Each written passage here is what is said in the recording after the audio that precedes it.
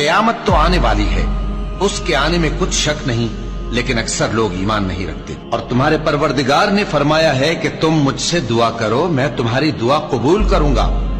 जो लोग मेरी इबादत से अज़राह तकब्बुर कतराते हैं, अनकरीब जहन्नम में जलील होकर दाखिल होंगे। अल्लाह ही तो है जिसने तुम्हारे लिए रात बनाई कि उसमें आराम करो और दिन को रोशन बनाया कि उसमें काम करो। बेशक अल्लाह लोगों पर फजल करने वाला है, लेकिन अक्सर लोग शुक्र नहीं करते। यही अल्लाह तुम्हारा परवरदिगार है जो हर चीज का पैदा करने वाला है, उसके सिवा कोई माबूद नहीं, फिर तुम कहां से भटकाए जाते हो। इसी तरह वो लोग भटकाए जाते थे जो अल्लाह की आयतों से इनकार करते थे। अल्लाह ही तो है जिसने जमीन को तुम्हारे लिए ठहरने की जगह और आसमान को छत बनाया और तुम्हारी सूरतें बनाई और सूरतें भी अच्छी बनाई और तुम्हें पाकीज़ा चीजें खाने को दी। यही अल्लाह तुम्हारा परवरदिगार है। सो अल्लाह रब्बुल आलमीन बहुत ही बाबरकत है।